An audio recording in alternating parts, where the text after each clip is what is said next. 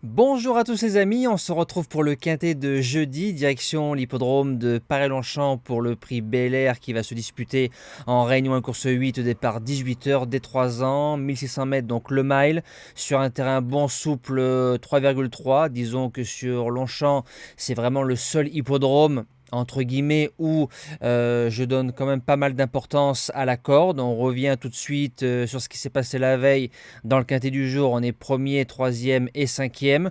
Le course-parcours, ça a été plutôt très bon dans l'ensemble.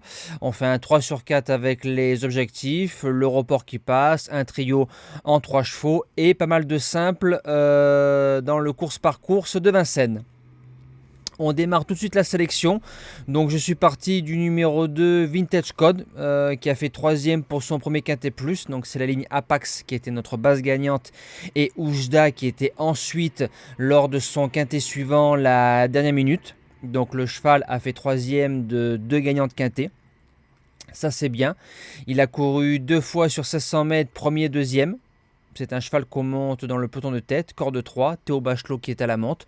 Je me dis qu'avec une sage course d'attente en tête ou dans les 3-4 premiers, c'est un cheval qui peut s'imposer. L'opposition, le numéro 12, Quartz du Houlet, qui sera monté par Christophe Soumillon.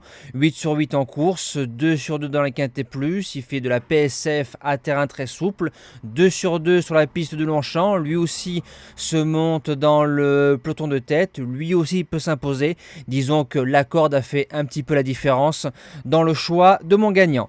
Premier outsider, le numéro 7, Hands of the Hirt. Il est à reprendre face à ses contemporains. Il vient d'affronter les vieux dans un quintet. Auparavant, c'est deuxième d'un quintet plus sur 1800 mètres et cinquième d'un quintet plus sur le mile sur l'hippodrome de Paray-Longchamp tous les deux. Devant Méchant et en général, il se fait un peu toiser à la fin, mais ne doit pas sortir du quintet.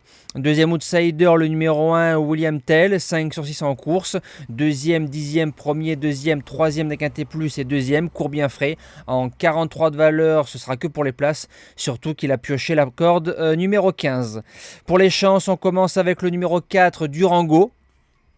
Il est troisième du quintet plus de référence de Hands of the Hirt et de Woodstock City, donc une bonne ligne. Le 13 août, il a fait une semi-rentrée, va monter en condition à sa place à l'arrivée. En sixième position, le numéro 13, Melbora, qui est quatrième du quintet plus de référence le 6 juillet sur cette piste-là. Il a 2 sur 3 dans les quintets plus, enfin elle a 2 sur 3 dans les quintets plus. Son échec a été dans un terrain trop lourd pour elle, va retrouver un terrain plus à sa convenance. J'y crois pour un beau chèque. En 7ème position, lui, je ne l'abandonne pas. Le numéro 3, Rising Up.